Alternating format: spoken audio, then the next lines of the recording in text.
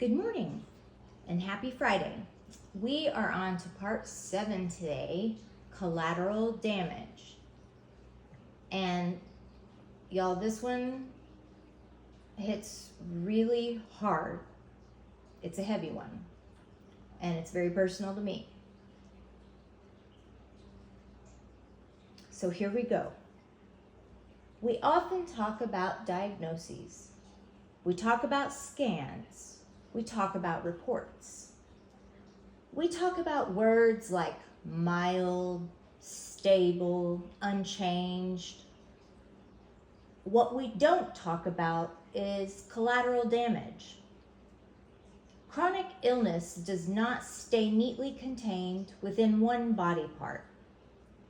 It spills into marriages, into friendships, into children who learn to read their mother's pain before they learn algebra, into children who learn to recognize anxiety from across the room and step in because the adults around them do not,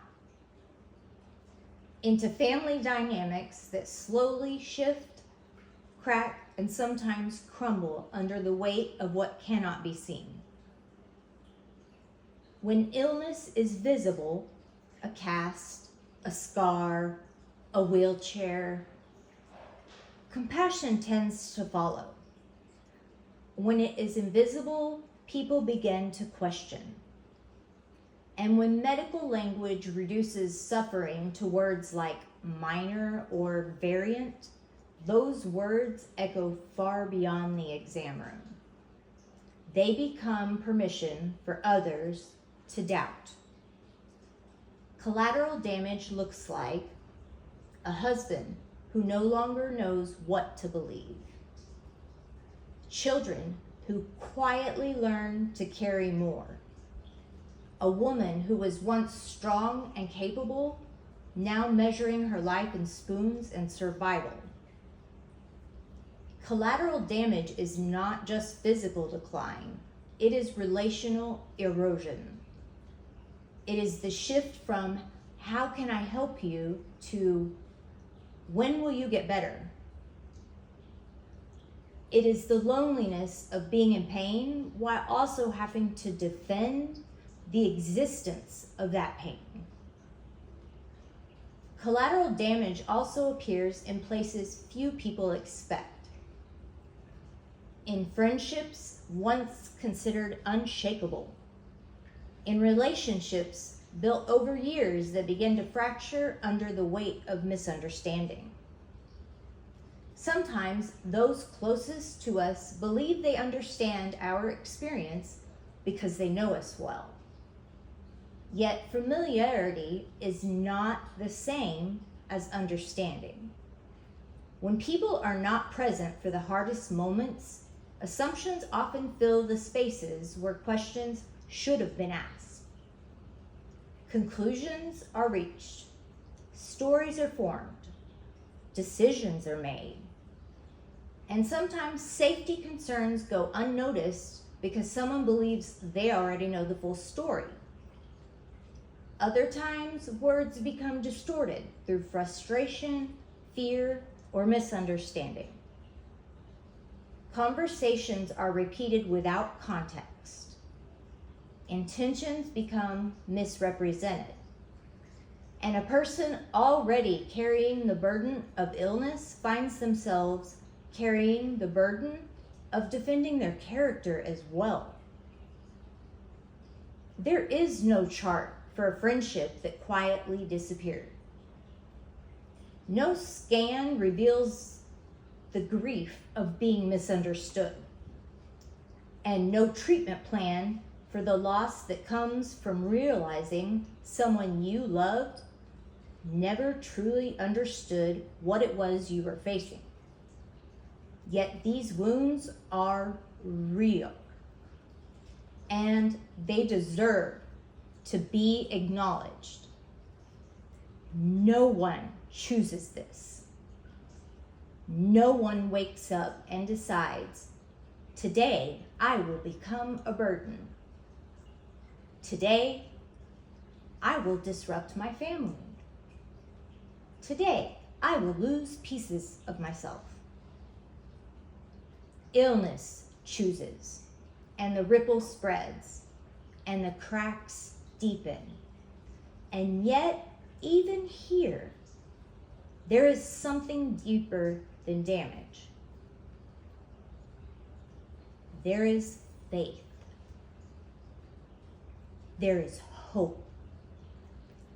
And not the loud, triumphant kind, not the kind that promises immediate healing, but the quiet, stubborn kind that whispers, I am still here. God is still here. This suffering is not unseen. For those who share my faith, I ask this gently. Pray not only for healing of bodies, but for protection of relationships and families. Pray for discernment for physicians, for humility within families, for courage in those who hurt and the strength to endure, for softened hearts where frustration has taken root, and for those who do not share my beliefs. Pause. Consider the unseen battles in the people around you. Compassion costs less than doubt. Listening heals more than dismissal. Collateral damage is real, but so is grace. And grace extended to the sick, the weary, the skeptical, the strained, can stop the ripple from becoming a fracture. We may not always receive miraculous cures, but we can choose mercy. And sometimes mercy is the greater miracle. For me, the collateral damage has included people I never expected to lose, friends I trusted, relationships I believed could withstand difficult seasons. Some losses came from misunderstanding. Some came from assumptions. Some came from conclusions and accusations reached before questions were actually asked. I do not share this from a place of bitterness.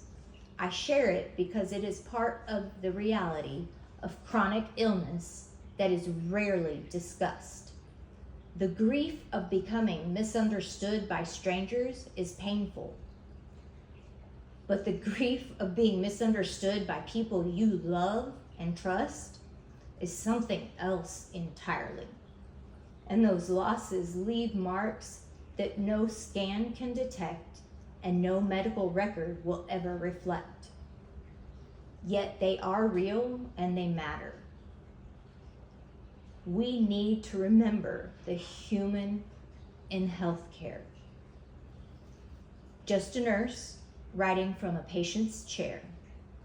Thank you for listening, and we'll see you again tomorrow.